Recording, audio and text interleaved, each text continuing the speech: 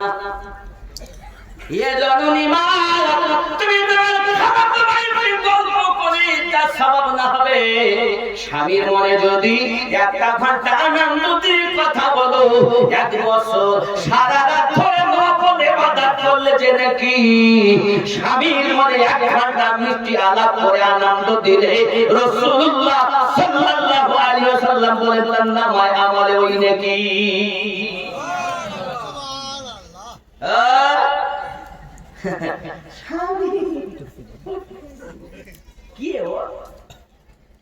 এখানকার বিয়ে হইতো আবার বিয়ে অন্য জায়গায় ঠিক হইল আমি নতুনের সঙ্গে তো হইল না ওই মশারে জ্বালায় ওই মশা এসে ওই ছেলেটা একদিন যার সাথে আমার আমি নদীর সঙ্গে আমার ঠিকঠাক হইল হতে পারিনি কিন্তু থাকি তো ভালো হতো হুজুরির বউ হতা তা কি করবো চারটি ছেলের মা এখনো শান্তি পালাম না আমার কি আর এখানে বিয়ে হতো আমি মাস্টারের মেয়ে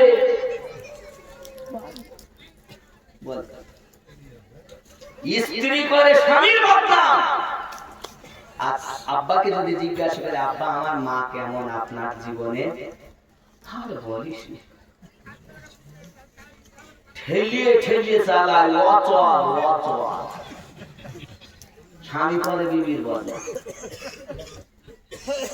ও করে স্বামীর বদনাম আর স্বামী করে বউর বদনাম করেনি এখানে মনে হয় ভালো এখন সালাম দিয়েছেন তো রোজাতে সালাম দিবেন বার হবে সালাম ঢুকবেন সালাম স্বামী স্ত্রীতে মহব্বত পয়দা হবে যদি কই সুবহানাল্লাহ সালাম দিবেন তো আজকে থেকে জারি থাকবে এই প্রশ্ন আবার একটা হাদিস মনে হয়েছে যাকে আমি বলি যাব না কিন্তু সাইড ছিটিয়ে যাবে গোছানো বড় কষ্ট হবে আব্বা জি আমার খেয়াল করুন সালাম দিলে মহব্বত বাড়ে স্বামী স্ত্রীতে সালাম আদান প্রদান করবেন তাহলে ঘরে রহমত বর্ষণ হবে আজকে রাতে বাড়িতে যাবেন গিয়ে দরজাতে বলবেন আসসালামু আলাইকুম ইয়া আহলাল বাইত আপনার স্ত্রী চোখ মুছতে বলবে পাগলা মলি ওয়াসি বাড়ি এসেছো 20 বছর ধরে সালাম দাওনি আই দেখছো কে পাগলা কাদিস না রে গাছতলা বড় পীরের নাম নিলে আল্লাহ পাওয়া যায় খাপা কাদিস না রে গাছতলা বড় পীরের নাম নিলে আল্লাহ পাওয়া যায় জোরে হবে সুবহানাল্লাহ ঠিক নেই আমার বড় পীরের এমনি শান চোরকে কুতুব বানা আমার বড় পীরের এমনি শান চোরকে কুতুব বানা মুর্দা জিন্দা করেন তিনি চোখের ইশারায় বড় পীরের নাম নিলে আল্লাহ পাওয়া যায় পাক কাদিস না রে পাশালা বড় পীরের নাম নিলে আল্লাহ পাওয়া যায় জোরে হবে সুবহানাল্লাহ আমার বলছে পাগল পাগলা মহিমা শুনেছো ঘরে সরে লোকে নিলে তাই তোমার ভালো লেগে তা লোকে আমার পাগল বলে আমার দুঃখ লাগে না লোকে আমার পাগল বলে আমার দুঃখ লাগে না আমাকে পাগল করেছে আরবের ওই মদিনা আমাকে পাগল করেছে আরবের ওই মদিনা ওই মদিনায় আছেন আমার জানে মুহাম্মদ রাসূল তার প্রেমে পাগল হয়ে আমি যদি করি ভুল ভুলে ভরা জীবনী হোক ভুলে ভরা জীবনী হোক কিছুই যায় আসে না আমাকে পাগল করেছে আরবের ওই মদিনা ঠিক নেই কে পাগল বানায় আল্লাহ আমাদের কবুল করুন জোরে বলি আমিন আরো জোরে আল্লাহ আব্বাজি আমার প্রিয় রাসূল সাল্লাল্লাহু আলাইহি ওয়াসাল্লামের মহব্বত কত অন্তরে, স্বামীর প্রতি স্ত্রীর ভক্তি কত অন্তরে। বাড়িতে তার খেদমত করার পরে স্ত্রী মাথা কাছে যাইয়া পাখা দিয়ে বাতাস করিয়া খেদমত করে আর বলে, ওগো আমার বিবি, ওগো আমার স্বামী, আপনি যখন বাইরে ছিলেন আমার আব্বা জানের অসুস্থতার শরীর নিয়ে আমার কাছে খবর ভাই এনেছিল, আমি কিন্তু আপনার কথা অমান্য করে যাইনি। আমার আব্বা ইন্তেকাল করে গেছে, আপনার কথা আমি আপনার লঙ্ঘন করিনি, পালন করেছি অক্ষরে অক্ষরে। স্বামী সঙ্গে সঙ্গে বিছানা ছেড়ে দিয়েছি। বিবি কেমন কথা বলো, তোমার আব্বা ইন্তেকাল করেছে তুমি যাওনি, আমাকে তুমি এত ভালোবাসো। বিবিকে মহব্বত করে বুকে জড়িয়ে ধরেছি, তোমার মতো বিবি সংসারে পেয়ে আমার জীবন ধন্য হয়ে গেছে। আমি তো গরিব হতে পারি, কিন্তু তোমার মতো বিবি আমার নসিবে আল্লাহ দিয়েছেন। চলো বিবি চলো, আর দেরি নয়, এখনই যাব তোমার বাপের বাড়িতে। স্বামী আর স্ত্রী গোছগাছ করে নিয়ে বাপের বাড়ি চলে গেছেন। যাওয়ার বুকিরা যেই না বাড়িতে আপনাকে না ঢুকবেন, ভাই বেরিয়ে এসেছি, এসে বলতে যে পুনার এখন এসে কি হবে, আব্বা ইন্তেকাল করেছি, তুই এত নিষ্ঠুর হলি কেমন করি, মরা মুখটা বাপে দেখতে এলি না, বাপকে দাফন করে দিয়েছি, দেখতে এলি না বলে তুই এত নিষ্ঠুর হলি কেমন করি, তোর মনে যে এত পাঠানো, তুই যে এত শব্দ আমি আগে বুঝতে পারিনি। কোন চোখের পানি ফেলে কাঁদে তুলে ভাই কাঁদে, আল্লাহ পাক আল্লাহ তাআলার পক্ষ থেকে বাবা কি দয়া তাদের প্রতি রহমত নাজিল হয়েছে। আব্বার বাড়িতে যাইয়া আব্বা তাদের কবর, আপনার কিনা শ্বশুর আব্বার কবর জিয়ারত করেছেন।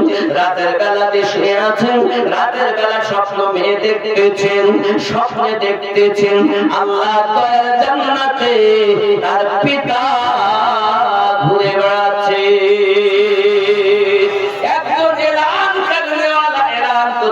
জানো এই ব্যক্তি দুনিয়াতে বড় পাপী ব্যক্তি ছিল, এই ব্যক্তির অনেক পাপ ছিল, তবে তার মেয়ে শরীয়তের এত পাবন্দি করেছে, স্বামীকে এত ভক্তি করেছে, মেয়েটা ঘরের ভিতরে বসে বসে আব্বার জন্য কালাম পাক তেলাওয়াত করে করে রূহের বকশিশ করে দিয়েছে।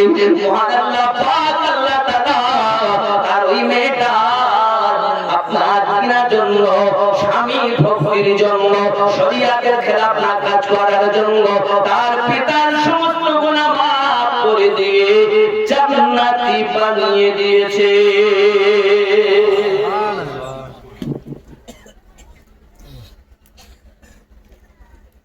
বিবাহের পরে স্বামী হলো আপনার সব কিছু,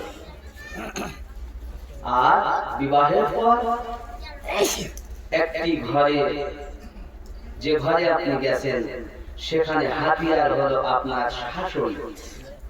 হাতিয়ারকে, হাতিয়ার যদি আপনার হয় পুরো ঘর আপনার দখল।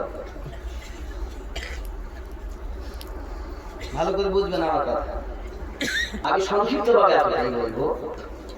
মেয়েরা যখন বিয়ে করে স্বামীর ঘরে আসে, তারা অনেকটা স্বপ্ন নিয়ে আসে, অনেকটা স্বপ্ন নিয়ে আসে, কিন্তু শাশুড়ি যিনি তিনি বলেন বিটি বিয়ে দিয়েছি, বিটি এনেছি, খুব ভালো লাগে শুনতে। কিন্তু যখন বহুমা কোন রকম ভুল ত্রুটি হয়, কারণ তো আলাদা পরিবেশে মানুষ হয়েছে, না রান্না জানে ভালো, না ঘরের কাজ জানে ভালো, কিছু ভালো জানে না, কারণ সেখানে ওর জীবনই আলাদা ছিল, এখন তো আলাদা জীবনে এসেছে, তো ভুল হবে। আর যেই একটু ভুল হয় পাশের বাড়ি গিয়ে গল্প করে, দেখেছো একটু কিছু বলার না, তো উনি আমার ছেলেটাকে আমার বোমা বশ করে নিয়েছে, বলে না, এই বলে না, এখানে ভালো মনে হয়। আমার অভিজ্ঞতার কথা বলতেছি সব জায়গায়। আমি বলি মা আপনি বিটি দিয়েছেন, বিটি পেয়েছেন, তা আপনার বিটি যদি কোনো ভুল করে, তুই একবারও তো পরে বাড়ি গিয়ে গল্প করো না যে আমার বিটি এই করেছে, বলো না। আর বৌমা এনেছো তাই পরের বিটি, তাই তার মানে তুমি মা হতে পারো শাশুড়ি থেকে গেছো। তুমি যদি মা হতে কখনো গল্প করতেন না। তাকে আদর করে নিজের মেয়েকে যেমন বিটিকে যেমন সহাগ করে বুঝিয়ে গুছিয়ে নাও, নিজের ঘরে বৌমাকে গুছিয়ে নিতে শেখো। 2 নাম্বার, বৌমাকে বলো আপনি বাপের বাড়ির আত্মীয় এলে এত যত্ন করেন, রাত 1 টাইমে যদি রান্না করতে বলে তো করে, আর স্বামীর বাড়ির আত্মীয় যদি আসে তো মাথা ব্যথা হয়, জ্বর হয়, কোমর ব্যথা হয়, আছে না না? শয়তানি বাস্তব কথা বলতে বলে রাগ হচ্ছে না একদম। স্বামীর বাড়ির কুটুম যদি আসে, স্বামীর গুণে গেছে, গুণা এসেছে, ওরা এসে যদি 5 দিন থাকে, শুধু স্বামীর প্রতি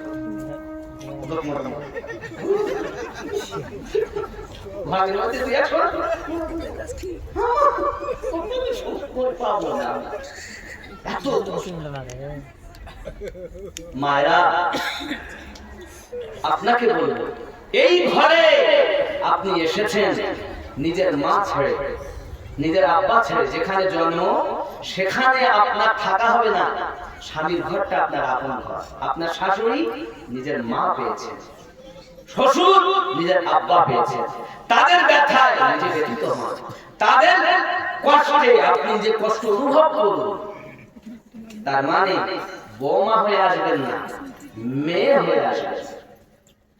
আজ অনেক শাশুড়ি এরকম, যদি শোনে জামাই তার বিটিকে নিয়ে ওমরপুর বেড়াতে গেছে, তোর মা গেলে খুব ভালোই, ঠিক দেখি শুনে থাকিস, যাস না যাস।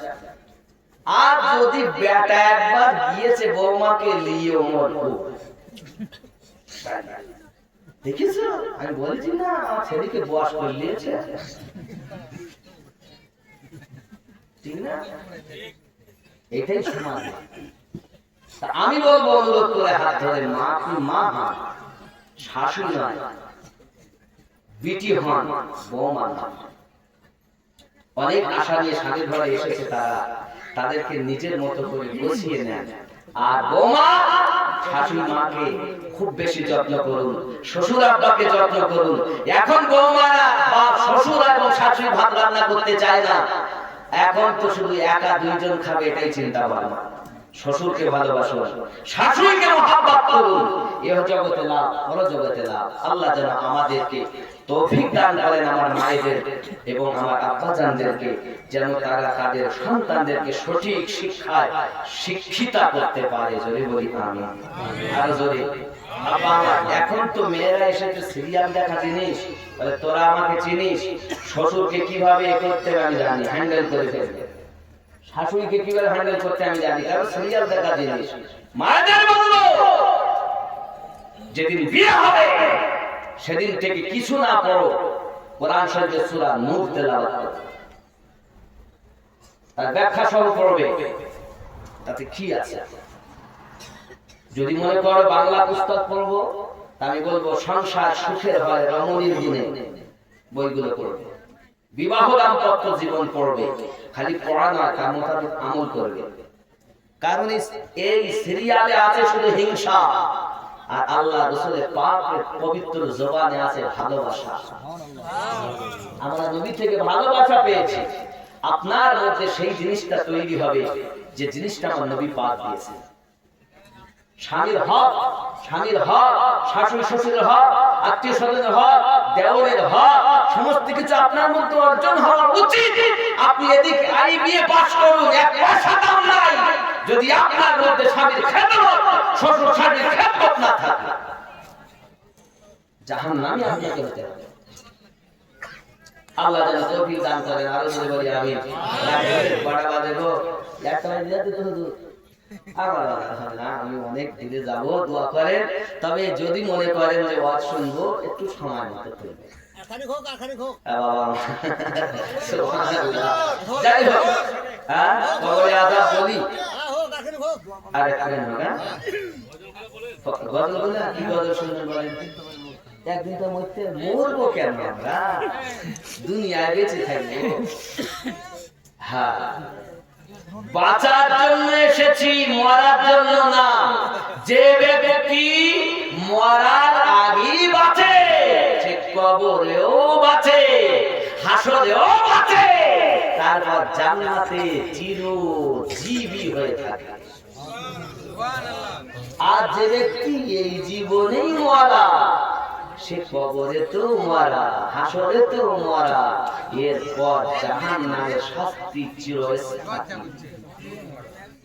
ঠিক না?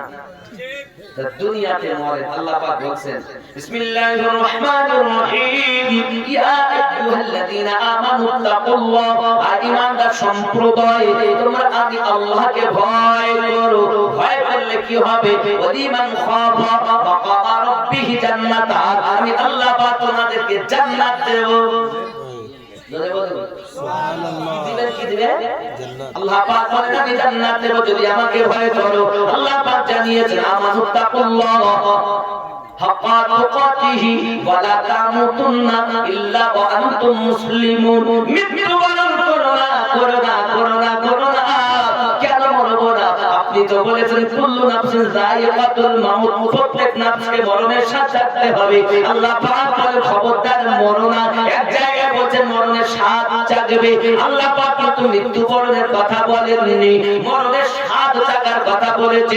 হে বাবাজিরা আমার, এখন হাদেশ্বরের মানুষ তাবারক করেছেন গোশত দিয়ে বিরিয়ানির মতো ভাব, নাকি গোশত দিয়ে তাহিরি বলে না, যাই বলে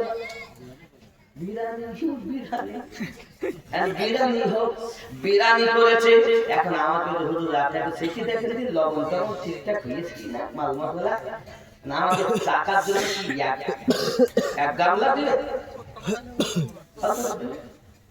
আল্লাহ পাক বলেন মরণের স্বাদ চাখবে, মরবে।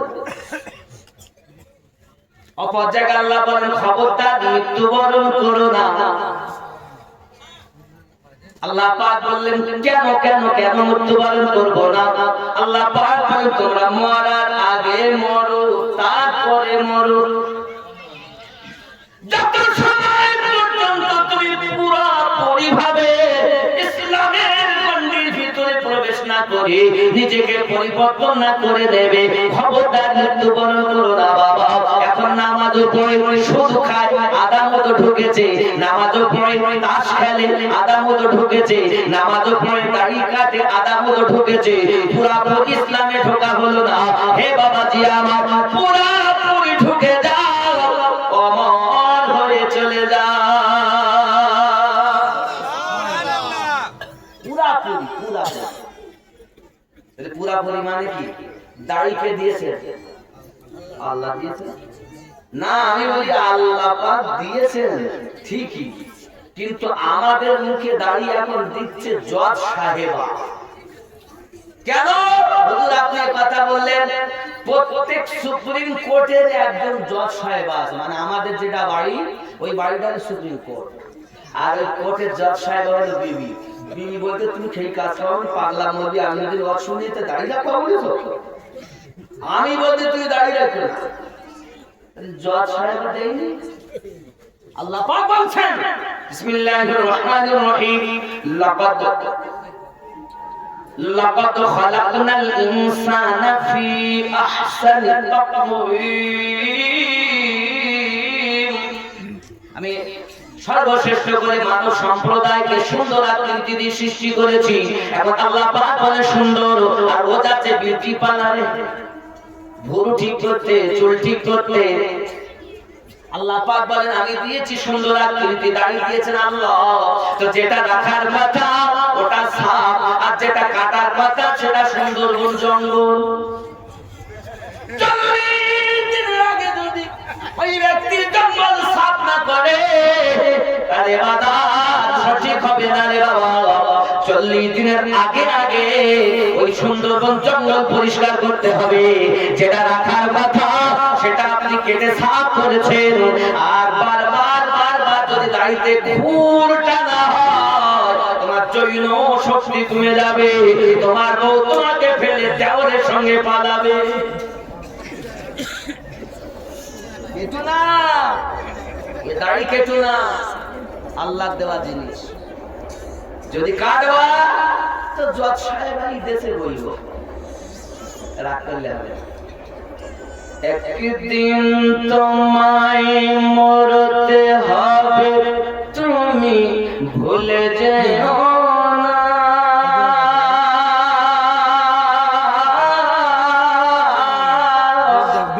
হবে মাটির বিছানা গো তোমার আসল ঠিকানা। এ বাড়ি গাড়ি টাকা কড়ি কিছুই রবে না।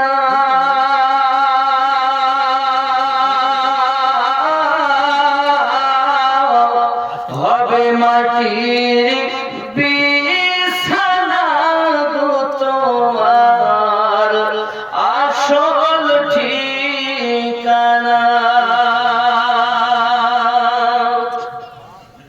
আপন জনের কান্না যত সবই শুনতে পাবে,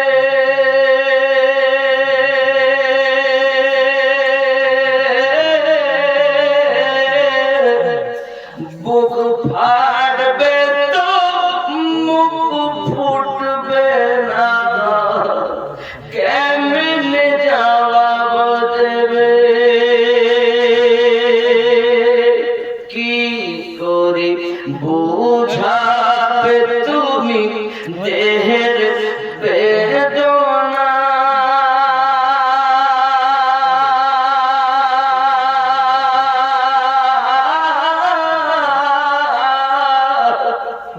হবে মাটির বিছানা গো তোমার আসল ঠিকানা।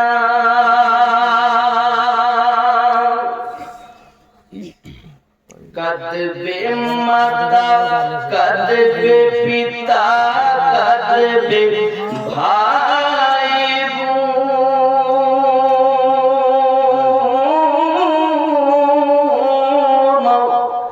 পাশে এসে কাঁদবে কত আত্মীয় স্বজন। করবে দোয়া খোদার কাছে, করবে দোয়া খোদার কাছে মুমিন মুমিনা।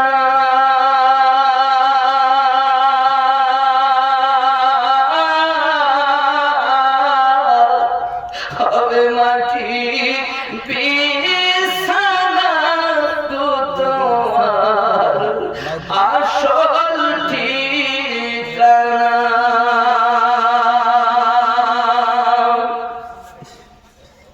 এসেছিলে যখন তুমি এই না সাধের ভাবে,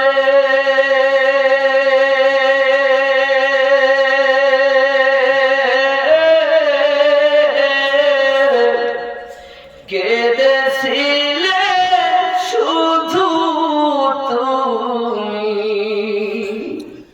হেসেছিল সবে। যাওয়ার কালে হাসবে তুমি, যাওয়ার কালে হাসবে তুমি, কাঁদবে জামানা।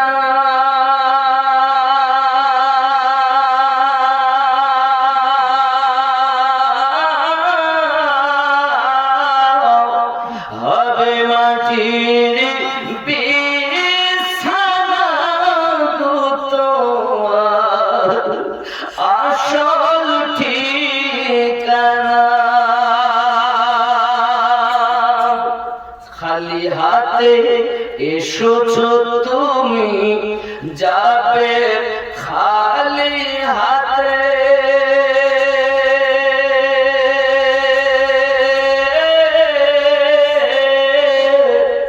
শুধু একটি সাদা কাফন দিবে তোমার সাথে।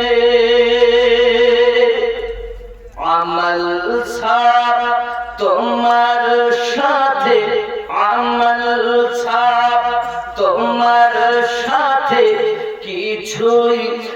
যাবে না।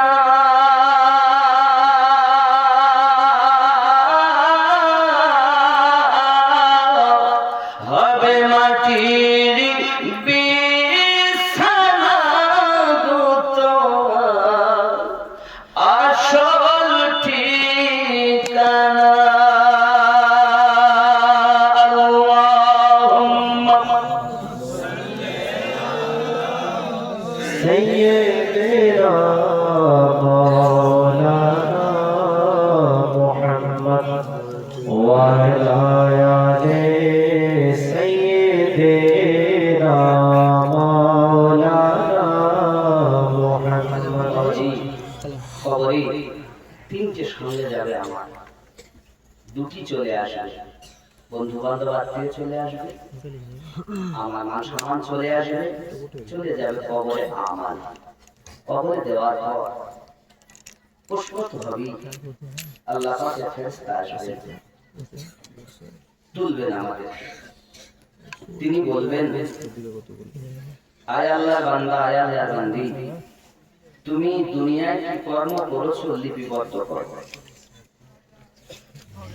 আমরা তখন বলবো, খাতা নেই, লিখবো কোথায়? কলম নেই, লিখবো কোথায়? কালি নেই, লিখবো কিভাবে? ফেরেশতা তখন বলবেন, তোমার কাফনটাকে খাতা বানিয়ে নাও, তোমার আঙুলকে কলম বানিয়ে নাও, তোমার গালের থুতুকে কালি বানিয়ে নিজে যা করেছো লিপিবদ্ধ করো।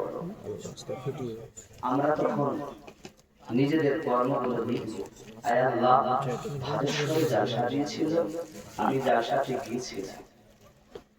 আয় রব, সেখানে আমি 2000 টাকা দিয়েছিলাম, 10টা টাকা দিয়েছিলাম, 100 টাকা দিয়েছিলাম, নামাজ পড়েছিলাম, রোজা রেখেছি, যাকাত দিয়েছি, হজ করেছি, বস্ত্রহীনকে বস্ত্র দিয়েছি, মসজিদে দান করেছি, ঈদগাহে দিয়েছি, মাদ্রাসায় দিয়েছি, ফকিরকে দিয়েছি, ইত্যাদি ইত্যাদি নেক আমলগুলো লিখবো। আল্লাহর ফেরেশতা বলবেন, আর কিছু বাকি আছে? খুব স্মরণ করে করে না,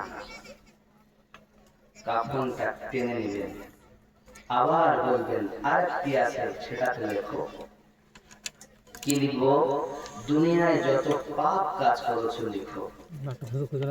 আচ্ছা আপনি বলুন, আমি নিজে হাতে নিজের অপরাধ লিখতে চাবো? কেউ লিখতে চায়? ফেরেশতা তখন বলবেন, রাতে অমুক দিন অমুক জায়গাতে অমুক গুনাহ করেছো। তখন ভয়ে আমরা বলবো, না আমি করিনি। আল্লাহ, ওই কবরের মধ্যে বাবা নিজের জবান বন্ধ হয়ে যাবে। আল্লাহ পাকের ফেরেশতা বলবেন, তুমি সুদের টাকা লেনদেন করেছিলে বলো? আমি বলবো আমি করিনি, কারণ সুদের অনেক পরিমাণ শাস্তি। আব্বাজি, আমার মানা করব যখন আমার জবান বন্ধ হয়ে যাবে, আমার সাক্ষী দেবে আমার চক্ষু, সাক্ষী দেবে আমার হাত, সাক্ষী দেবে আমার কান, সাক্ষী দেবে আমার পদদয়। আব্বা, আমার বেটা বেটি বন্ধু বান্ধব ছেড়ে দিলাম, স্ত্রী পুত্র ছেড়ে দিলাম, নিজের সঙ্গে যেগুলো আছে এইগুলো আমার ব্যাপকে সাক্ষী দেবে। আমার আল্লাহ জানিয়েছে, বান্দা বান্দি, আমি আল্লাহ পাক তোমাকে কোটি কোটি টাকা সম্পদ দেহের ভিতরে দিয়েছি। তোমার এই অঙ্গ প্রত্যঙ্গ গুলো যদি তুমি তোমার গোলাম বানাতে পারো, তোমার অধীনে বানাতে পারো, হাত যদি তোমার হয়ে সাক্ষী দেয়, চক্ষু যদি তোমার হয়ে সাক্ষী দেয়, যদি তোমার হয়ে সাক্ষী দেয়, কর্ম যদি তোমার হয়ে সাক্ষী দেয়, তুমি সুপারম্যান হবে। তোমার জন্য কবরে এত সুন্দর ফুলের বিছানা বিছিয়ে দেওয়া হবে, একটা আওয়াজ হবে, আয় আমার ফেরেশতা, আমার বান্দা আমার বান্দির জন্য আরামের বিছানা পেতে দাও, জান্নাতের সুখটা কবরে দাও, ঘুমিয়ে যাও, ঘুমিয়ে যাও, ঘুমিয়ে যাও। কেউ ডিস্টার্ব করবে না, কেউ তোমাকে জ্বালাবে না, যতদিন কিয়ামত না হবে ঘুমিয়ে থাকবে।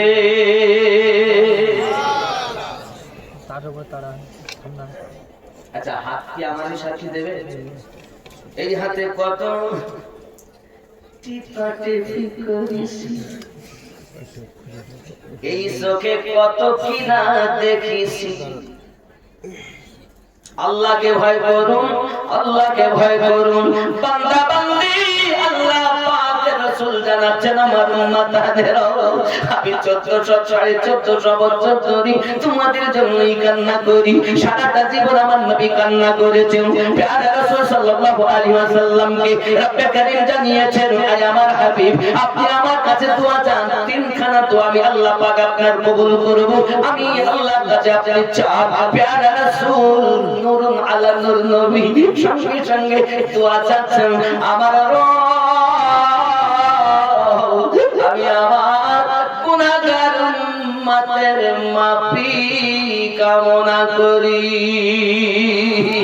আমার আল্লাহ পাক বলে, হাবিব, আমি আপনার দোয়া কবুল করে নিলাম। আবার আপনি আমার কাছে দোয়া চান। প্যারা রাসূল আবার দোয়া চাচ্ছেন, আয় আমার রব, আপনি আমার পাপী উম্মতকে maaf করে দিন। এই যেমন যুবকেরা যে রাসূলের উম্মত আমরা হয়ে এসেছি, আজও পর্যন্ত মদিনার মাটিতে আমাদের জন্য কান্না করে করে প্যারা রাসূল উম্মতি উম্মতি বলে কান্না করতেছেন। আমার নবী পাকের কান্নার আওয়াজ শুনেছেন যিনি, আল্লামা জামি রাহমাতুল্লাহ আলাইহি বলেন তিনি। আমার নবী পাকের কান্না শুনেছেন যিনি, ইমাম গাসালি রাহমাতুল্লাহ আলাইহি বলেন তিনি। প্যারা রাসূল আমাদের জন্য কান্না করে গো বাবা। আজ আপনি আরামের বিছানায় শুয়ে আছেন, আমার নবীকে মহব্বত করতেছেন না, ভালোবাসতেছেন না, বিবি বাচ্চা পাইয়া দুনিয়ার মোহে পড়ে নবীকে ভুলে গেছেন।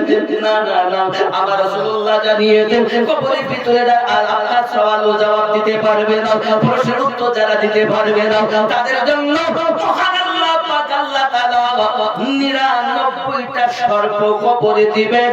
ওই সাপগুলো একটি একটি সর্পের আপনার 9টি করে মুখ রয়েছে, 9টি করে সাপের মুখ রয়েছে বাবা। 99টি সর্প মানে 891টি মুখ দিয়ে ওই ব্যক্তিকে কামড়াতে থাকবে, কামড়ে কামড়ে খাবে বাবা। গাছগুলো খাবলে খাবলে খাবে রে বাবা। প্যারা রাসূল বর্ণনা দিয়েছেন, সাহাবায়ে কেরাম বিদুল্লাহি তাআলা আজমাইন কেঁদে কেঁদে দাঁড় হয়ে যায়, ইয়া রাসূলুল্লাহ, ইয়া হাবিবাল্লাহ, এই কবরের মধ্যে কোনো তো সাথীবাদী থাকবে না। 93টি সর্প 891টার মধ্যে যখন খাবলে খাবলে খাবে গো, একদিক দিয়ে খাবলাবে আর একদিক দিয়ে ভালো হয়ে যাবে, আবার খাবলাবে, আবার তাকে আযাব দেওয়া হবে। আল্লাহর হাবিব এমন আমাদের জন্য আপনার কবরে আযাবের ঘটনা বলে গিয়েছেন। শোনা মানে এখনো যদি কবরে আযাব থেকে বাঁচতে চাও, তওবা করে নামাজের পাটি দখল করে নাও। ইয়া নবী সালাম আলাইকা, ইয়া রাসূল সালাম আলাইকা, আগে আসেন না বাবা, ইয়া হাবিব জায়গাগুলো ভালো করলেন, সালাম আলাইকা, সালাওয়াতুল্লাহ। ইয়া রাসূলুল্লাহ,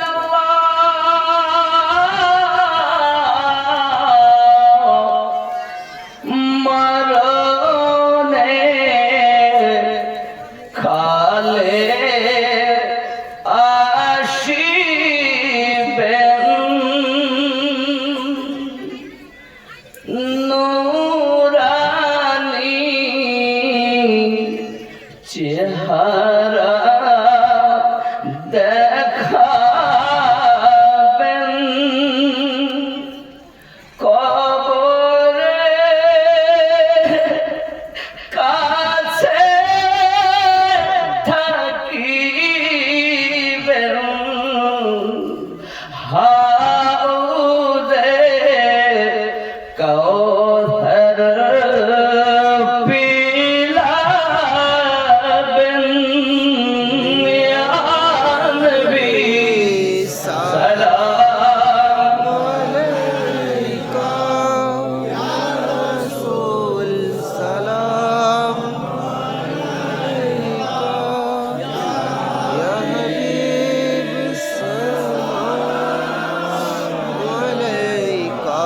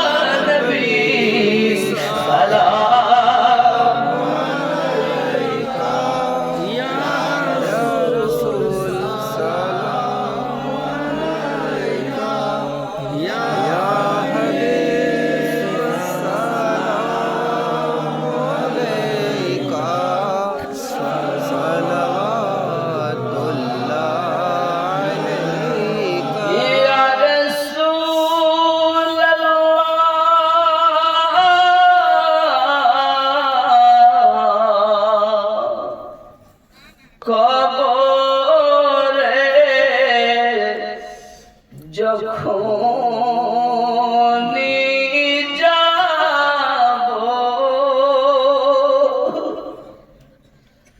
আপনারি দিদার যে পাবো দিদারে খুশি মানাবো দাঁড়িয়ে সালাম জানাবো ইয়া নবী সালাম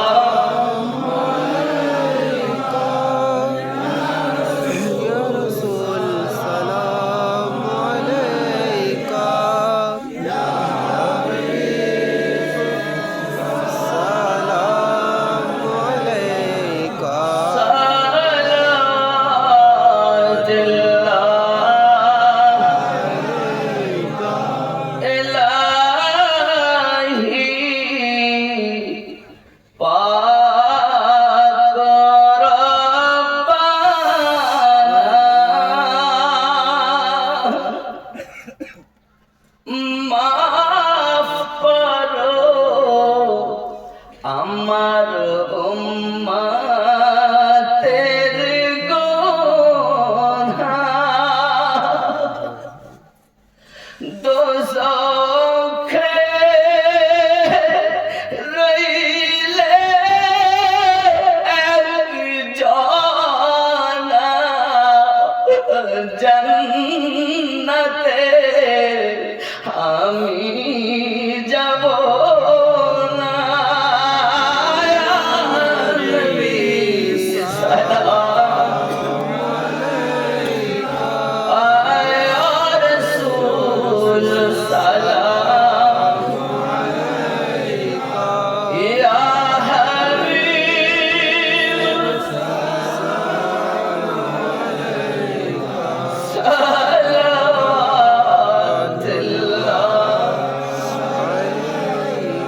الصلاة والسلام عليك يا رسول الله الصلاة والسلام عليك يا نبي الله الصلاة والسلام عليك يا نورا من نور الله وعلى آلك سيدي يا رسول الله بلغ العلا بكماله كشف الدجى بجماله حسنت جميع خصاله صلوا عليه وآله اللهم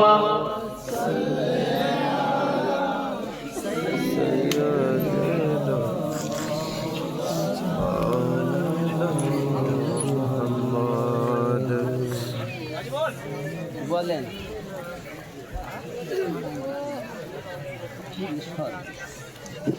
আব্বা আমার বেশি লেট নয় দোয়া হবে তারপর তাবারের কাছে আপনারা যে যেখানে বাড়ি আছেন জলদি আসুন আপনাদেরকে বসে তাবারক বিরিয়ানি খেতে দেওয়া হবে যেহেতু রাত অনেক হয়েছে। আর আপনারা আগামীতে জালসার জন্য যদি কেউ মনে করেন আমি একটু শরীক হব তাহলে দয়া করে এই 10, 20, 50, 100, 500, 1000 যে জমন পারে কারো জোর নাই। আমি সবার জন্য দোয়া চাইবো বাবা, প্রত্যেকে শরীক হবেন। আর কমিটির দুটো বাচ্চাকে বলবো তোমরা একটু চাদর নিয়ে মায়েদের দিকে যাও, আর মায়েরা দিবেন যা পারে শরীক থাকবে। দোয়া হবে শেষ দোয়া, যত সময় রোমাল আসে চাদর একটা নিয়ে যাবেন। জলদি যান জলদি যান, আমার মায়েদের মন বড় নরম, আর মায়েদের মন বড় নরম। আর আমাদের ভাই তো সংবাদ দিয়ে গেছেন যে আগে যা পেতেন তাছাড়া 500 বেশি আমরা পেয়ে গেছি। যদি বলেন না সুবহানাল্লাহ, এই কি বিরিয়ানি খাওয়া মোহাব্বতে নারীকে বিবি সুন্নিরা কখনো দুর্বল না। জি বাবা, ওই জালসা দিন মাশাআল্লাহ, এইখানে দেন সব ওইখানে জামানা দিবানা নামে পাঠাবে ওটা পুরো বলে দেন হুজুর আপনাকে যে আমি হাত জোর করছি হুজুর বলে দেন ও অসুবিধা নাই, আমাদের ওয়াজ হলো রব টানলে লম্বা হবে, ছাড়লে 500 হবে। 1 মিনিট বলে দিচ্ছি, 1 মিনিটে শেষ। আমরা জানি রবার টানতেও জানি, রবার ছাড়তেও জানি। আমার বস ওয়াহারি শান, আমরা হলাম সরকারে আলা হযরতের শান, আমরা সুন্নি মুসলমান। জোরে বলুন সুবহানাল্লাহ। অনেকে থাকবে বিরুদ্ধে আচরণ করা ব্যক্তি, আমাদের তাকে নিয়ে আমার গোনা সময় নেই। কথা বুঝতে পেরেছেন? আমাকে এত ব্যস্ত করে দিয়েছে যে তাকে নিয়ে গুনবো এ সময় কিছু নাই। কথা বুঝতে পেরেছেন? তা আল্লাহ পাকের কাছে আমি এই দোয়াই করি, আল্লাহ সকলকে আমার রাসূলের আশীর্বাদ দিন। আমিন। আরো জোরে বলি আল্লাহ আমিন। দেন বাবা শরীফ খান আব্বা, আমার হাতে দেওয়াটি বলে আল্লাহ দেখছেন, আল্লাহ দেখছেন। এই যে তিনটি 6টা, এবার আছে यानी 3 बालाए कब्र में, कब्र 3टी बाला, সেটা শুনুন। वो 3 बाला जो कब्र में आएगी उनमें से पहली बाला ये है, ওই 3টি যে 3টি কবরে আসবে তার প্রথম বালা হলো এই, মুনকার নাকির के सवाल में सख्ती होगी। মুনকার নাকিরের প্রশ্নটা খুব শক্ত হবে, आदाब খুব শক্ত হবে। दूसरी बाला ये है, कब्र में बहुत सख्त अंधेरा होगा। দ্বিতীয় নাম্বার, কবরে খুব বেশি অন্ধকার হবে। तीसरी बाला ये है, कब्र उसकी कदर तंग हो जाएगी, तमाम पसलियां आपस में मिल जाएगी। 3 নাম্বার বালা এটি যে কবরের এত সংকীর্ণ কবর হবে যে সমস্ত পাসলিগুলোকে চূর্ণাচূর করে দেবে। ডাইনে বামে, বামে ডাইনে। রাসূলের পাক সাল্লাল্লাহু আলাইহি সাল্লাম প্যারা রাসূল নিজের হাত মোবারক আর উংলি মোবারক গুলো এইভাবে ঢুকিয়ে বলেন, এইভাবে পিষাই করবে কবরের মাটি। এটি গেল কবর। হাসরের 3টি রাসূলুল্লাহ সাল্লাল্লাহু আলাইহি সাল্লাম জানান। হাসরের 3টির মধ্যে पहली बाला ये है कि उसका हिसाब बड़ी सख्ती से साथ होगा। दूसरी बाला है कि उसकी जो जल का गजब होगा। तीसरी बाला है कि अल्लाह उसको उसके आग की आजाब देगा। কথা বুঝতে পেরেছেন? রাসূল पाक सल्लल्लाहु अलैहि वसल्लम বলেন, কিয়ামত में आने वाली 3 बालाएं, उनमें से पहली बाला के हिसाब बड़ी सख्ती के साथ होगा। হাসরের মাঠে যে হিসাব হবে খুব শক্তির সঙ্গে হবে। এমন কেউ নাই যে আল্লাহর দরবারে নিজের আমলনামা পেশ করবে। আদম নবী থেকে সমস্ত নবী ও রাসূল সব বেকার, কার আমলনামা আগে দেওয়া হবে?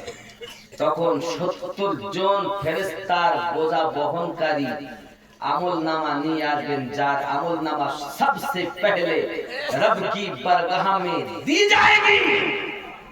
वो हजरत अबू बकर सिद्दीक রাদিয়াল্লাহু তাআলা সুবহানাল্লাহ। 70 জন ফেরেশতার বোঝা, অনেক কথা। যাই হোক বাপ, আমি ওদিকে যাচ্ছি না। दूसरी बात है कि उस पर रब अब जो जल का गजब होगा, अल्लाह ताला তার প্রতি বড় নিষ্ঠুর হবে। আল্লাহ কিন্তু নিষ্ঠুর নন, আল্লাহ গফুরুর রহিম। কিন্তু ওই দিন আল্লাহ পাকের আরেকটি নাম ইয়া গফার, গফার নামের গজবে আল্লাহ পাক তার প্রতি শক্তি করেছেন। 3 নাম্বার, तीसरी बात है कि अल्लाह ताला उसकी आग का आजाद देगा। 3 নাম্বার, আল্লাহ পাক তাকে আগুনের শাস্তি দিবেন। এই মোট 12টি বালা জামাতে নামাজ না পড়া ব্যক্তির জন্য আমাদের নবী পাক সাল্লাল্লাহু আলাইহি ওয়াসাল্লাম প্যারা জবানে ইরশাদ করেছেন, এজন্য বা জামাত নামাজ আদায় করুন। বলুন ইনশাআল্লাহ। রাজি আছেন তো নাকি? অনেক কিছুই বলা হলো, ভুল ত্রুটি মার্জনীয়, আল্লাহ যেন মাফ করে দেন। আর বলার পরে যদি আপনার দুঃখ পান, আল্লাহ মাফ করবেন আর আমল করবেন। একটি উপদেশ আপনাদেরকে দেই, যাদের আব্বা এবং আম্মা জান হায়াতে আছেন, সকালে আপনি যখন কর্মে যাবেন, কর্মে যাওয়ার আগে আব্বা জানের হাত দুটি ধরবেন, চুমা দিবেন, আম্মা জানের হাত দুটি ধরবেন, চুমা দিবেন, দিয়ে কর্মে বেরিয়ে যাবেন। কোন মুসিবত যদি আসে, আল্লাহ রাসূল বলেন আল্লাহ পাক সেই মুসিবত দূর করে দিবেন। রাজি আছেন তো? ইনশাআল্লাহ। সন্তানকে চুমা দিতে ভালো লাগে, বিবিকে চুমা দিতে ভালো লাগে, আর মাকে চুমা দিতে দুঃখ লাগে।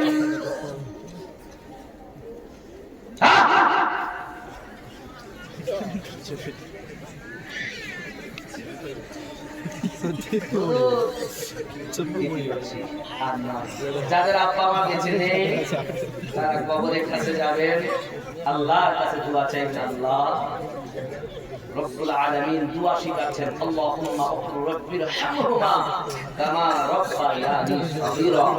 যদি কোন সন্তান তার আব্বা এবং মায়ের কবরের পাশে দাঁড়িয়ে চোখের পানি ছেড়ে দিয়ে দোয়া চায়, আল্লাহর হাবিব বলেন তার চোখের পানি নাকের ডগায় আসার আগেই আল্লাহ পাক তার আব্বা মায়ের কবর জান্নাতের বাগান বানিয়ে দিবেন।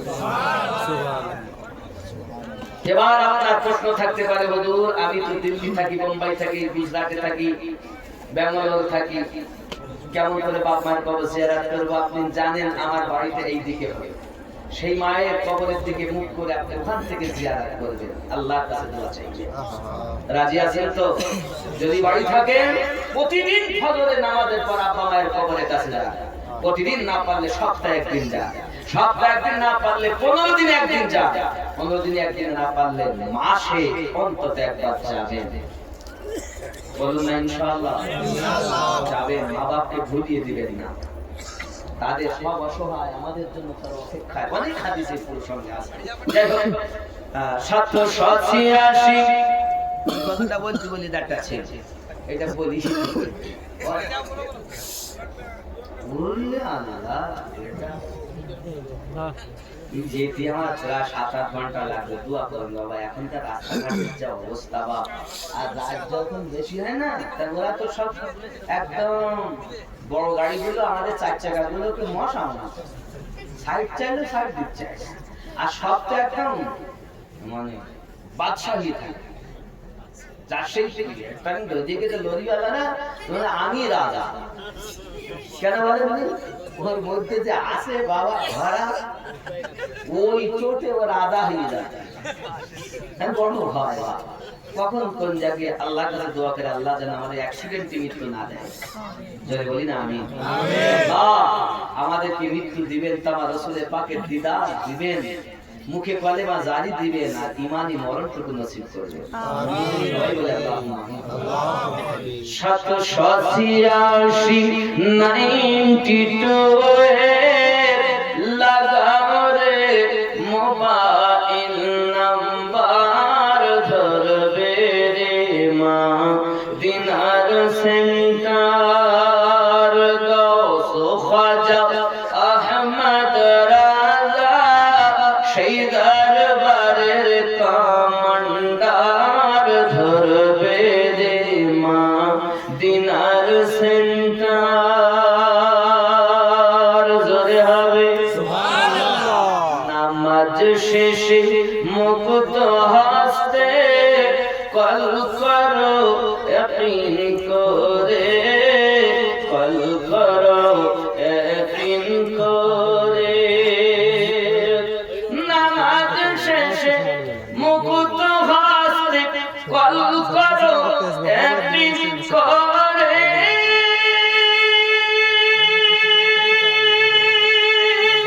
তখন দুয়া তোমার কবুল হবে সে আল্লাহর দরবারে, দুয়া কবুল হবে তোমার, অপসান করো সপটার, ধরবে রে মা দিনার সেন্টার। 786 92 লাগাও রে মোবাইল নাম্বার, ধরবে রে মা দিনার সেন্টার।